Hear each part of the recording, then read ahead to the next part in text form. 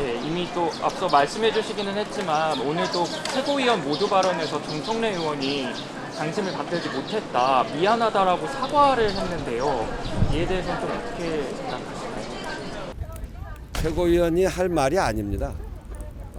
그런 식의 표현은 당심과 민심을 분리해내고 국회의장 후보와 당심을 분리해내려고 하는 아주 잘못된 말이다. 저는 그거 취소해야 된다고 생각합니다.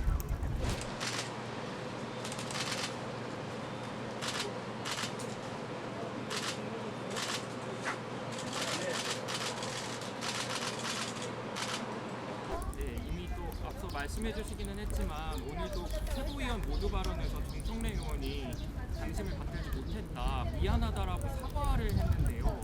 이에 대해서는 어떻게 생각하시나요? 최고위원이 할 말이 아닙니다.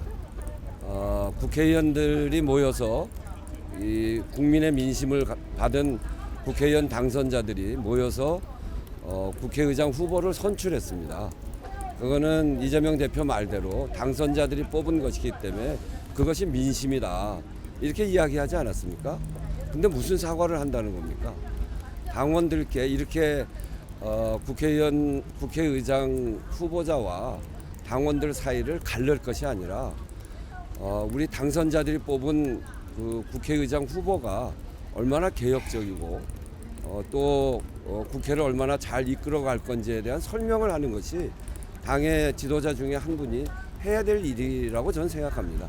저 우원식은 정청래 의원보다 훨씬 더 후쿠시마 원전 때 싸움도 더 열심히 15일간 단식도 했고 홍범도 장군 흉상 이전에 대해서 아주 단호하게 싸워서 아직도 막고 있습니다.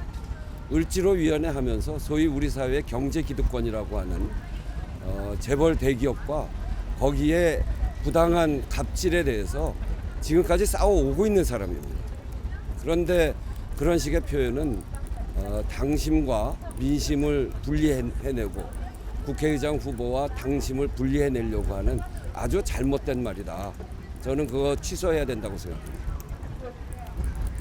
어제 윤 대통령이 여당 초선들을 만나서 대통령 거부권과 예산 편성권을 적극 활용해달라고 얘기를 했다고 전해지는데요. 이에 대해서도 한 말씀 부탁드립니다. 대통령 거부권은 헌법에 보장되어 있는 권리입니다.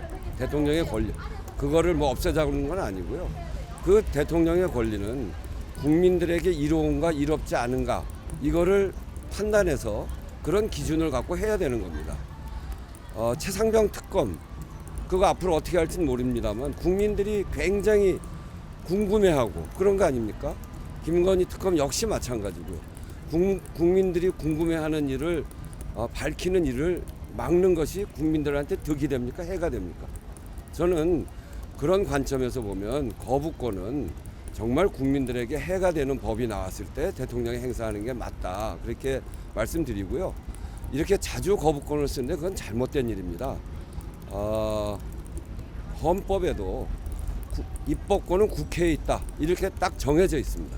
그런데 지속적으로 이렇게 거부권을 행사하는 것은 국회 입법권을 침해하는 일이고 상권 분립을 해치는 일입니다. 그렇기 때문에 거부권을 이렇게 남발해서는 안 된다. 국민들에게 물어보고 거부권을 하는 게 좋겠다고 생각합니다. 네, 오늘 유가족분들 만나셨는데 네. 좀 어떠셨는지 한 말씀 부탁드리겠습니다. 네.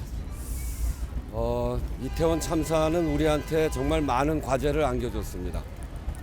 국가가 해야 될 첫 번째 의무는 국민의 생명과 안전을 지키는 것이 그 첫 번째 의무인데 그것을 우리가 제대로 하지 못했기 때문에 이런 일이 생긴 것이죠. 그래서 가족들 만나고 위로하고 또 그 특별법이 제대로 시행될 수 있도록 그렇게 하고 더 나아가서 이런 참사를 지속적으로 막고 또는 일어날 경우에 진상조사를 할 수 있는 생명안전기본법의 통과를 요청을 저희한테 했고 그 법은 또 마침 제가 대표 발의한 거기 때문에 반드시 22대 국회에서 하겠다, 이런 말씀도 드렸습니다. 네, 부장 후보님께서 이전 국회랑은 많이 좀 다를 것이라고 좀 하셨는데요. 구체적으로 좀 어떻게 다를 것 같으신지. 우선은 모든 잣대는 국민에게 이로운가 이롭지 않는가 국민에게 옳은가 틀린가 이게 잣대가 될 것입니다. 그래서 국회는 기본적으로 그 국회를 구성한 국민의 민심을 대변하고 그것을 시행해 나가야 되기 때문에 그걸 기준으로 해서 반드시 국민에게 필요한 일은 하는 그런 국회를 만들겠다는 것이고요.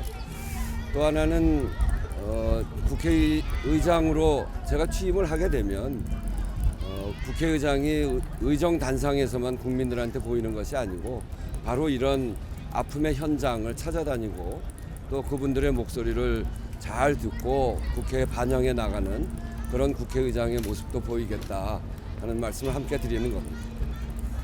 오늘 라디오 발언도 한 가지 좀 여쭙겠습니다. 이재명 대표가 진보적인 의원이다라고 말은 하셨다고 했는데 지금 당원들은 상대적으로 조금 온건하다라는 이런 평가를 내리고 있는데 이에 대해서 어떻게 생각하시나요? 진보적인 것과 온건하다는 것은 대립되는 말이 아니잖아요. 진보적인 것은 사회를 앞으로 나아가게 하도록 하는 그런 생각을 가진 사람을 진보라고 그러고 온건은 그렇게 하는 수단을 어떤 수단을 택하느냐 이런 건데 온건이라기보다는 사회적 합의를 잘 이끌어 나가는 그런 국회의장이 돼야 사회적 갈등도 줄여가면서 할 수 있는 거죠.